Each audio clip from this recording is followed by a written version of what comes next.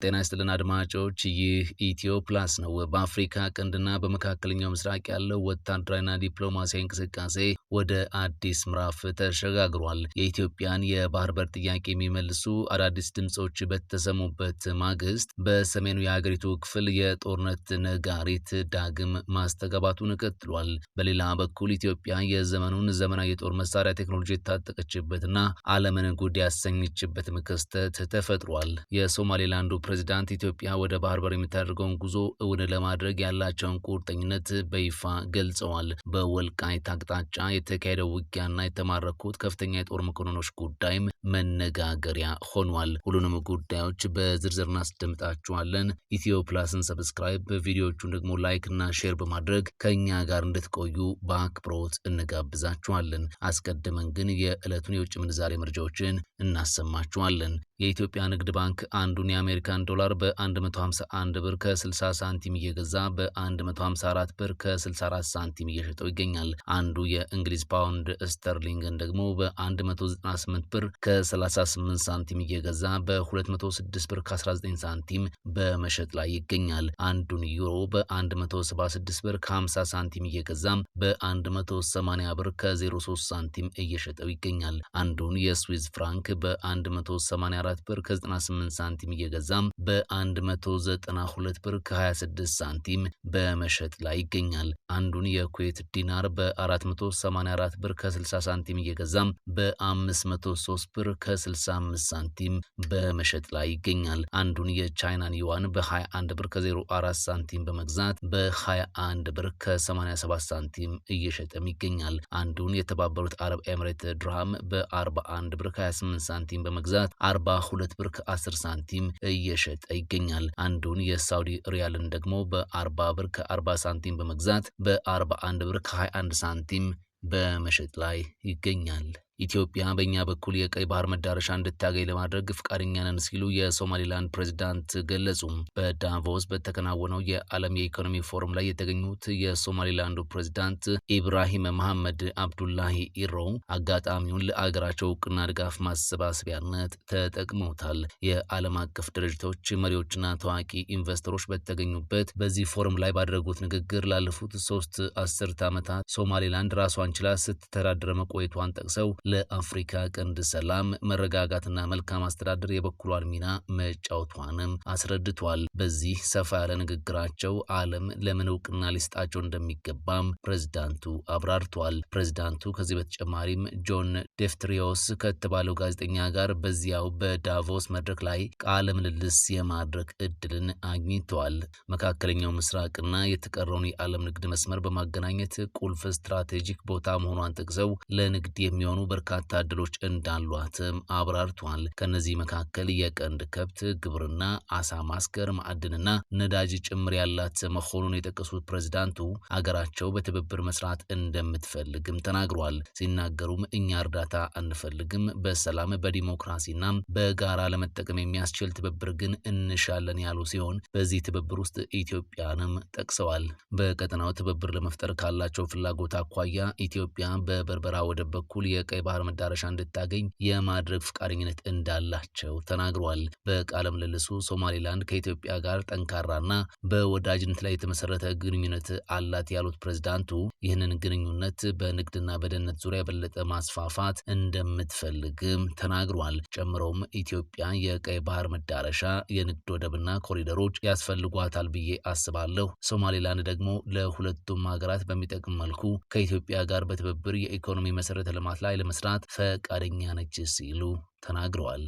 ቻይና ወደ ኢራን መጠነ ሰፊ ወታደራዊ ቁሳቁሶችን በአየር እያጓጓዘች መሆኑ ተሰምቷል። ቻይና በ56 ሰዓታት ውስጥ ብቻ 16 ወታደራዊ የጭነት አውሮፕላኖችን በመጠቀም ከፍተኛ መጠን ያለው ወታደራዊ ትጥቅና ቁሳቁስ ወደ ኢራን አጓጉዛለች። ወታደራዊ እንቅስቃሴዎችን የሚከታተሉ መረጃዎች እንደሚጠቁሙት ቻይና ይህንን እርምጃ የወሰደችው በመካከለኛው ምስራቅ ያለው ውጥረት እየጨመረ በመጣበት በዚህ ሰዓት ነው። የተላኩት ቁሳቁሶች ዝርዝር በይፋ ባይገለጹም የራዳር ሲስተሞች፣ የሰው አልባ አውሮፕላኖችና የረጅም ርቀት ሚሳኤል መከላከያ መሳሪያዎች ሊሆኑ እንደሚችሉም ተገምቷል።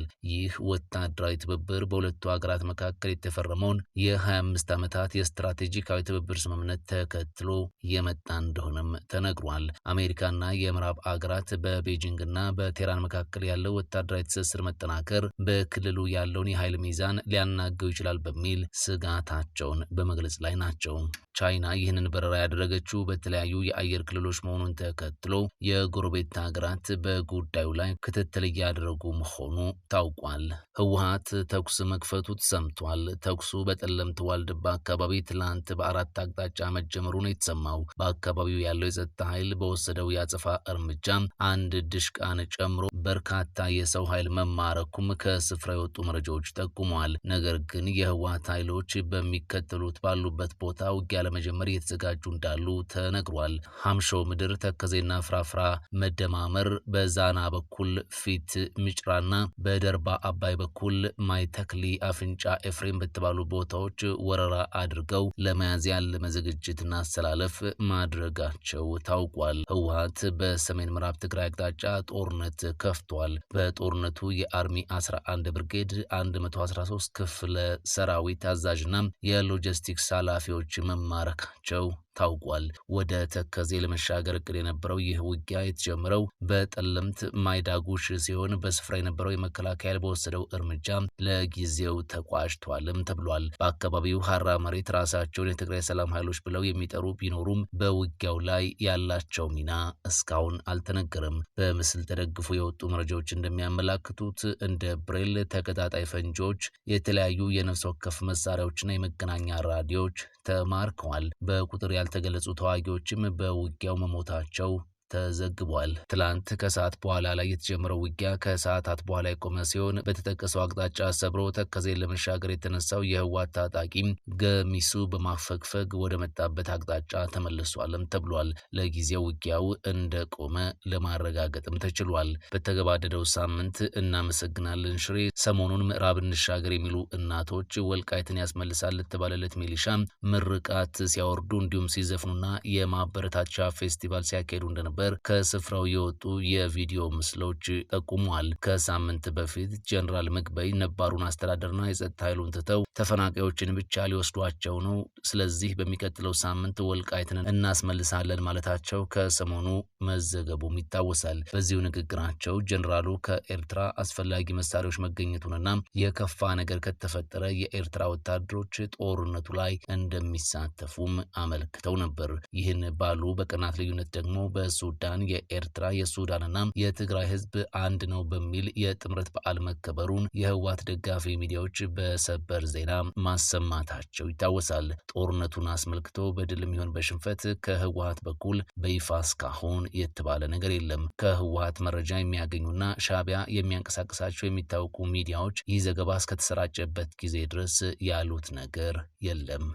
የኢትዮጵያ አየር ኃይል ምስረታ 9ኛ ዓመት የምስረታ በዓልን ምክንያት በማድረግ በተዘጋጀው ዓለም አቀፍ የአቪዬሽን ኤክስፖ ላይ ኢትዮጵያ ከሩሲያ የገዛቻቸውን መካከለኛ ርቀት ተምዘግዛጊ የሆኑ ኦሪዮን ኢ ሰው አልባ አውሮፕላኖች በይፋ ለእይታ አብቅታለች። በዚህም ኢትዮጵያ ይህንን የጦር መሳሪያ ስርዓት በይፋ የታጠቀች የመጀመሪያዋ የውጭ ሀገር ደንበኛ መሆኗ ተነግሯል። ይህ ሰው አልባ አውሮፕላን ለተለዩ ወታደራዊ ተልእኮዎች እንዲያገለግል ተደርጎ የተሰራ ሲሆን የሚከተሉት ዋና ዋና ብቃቶችም አሉት ተብሏል።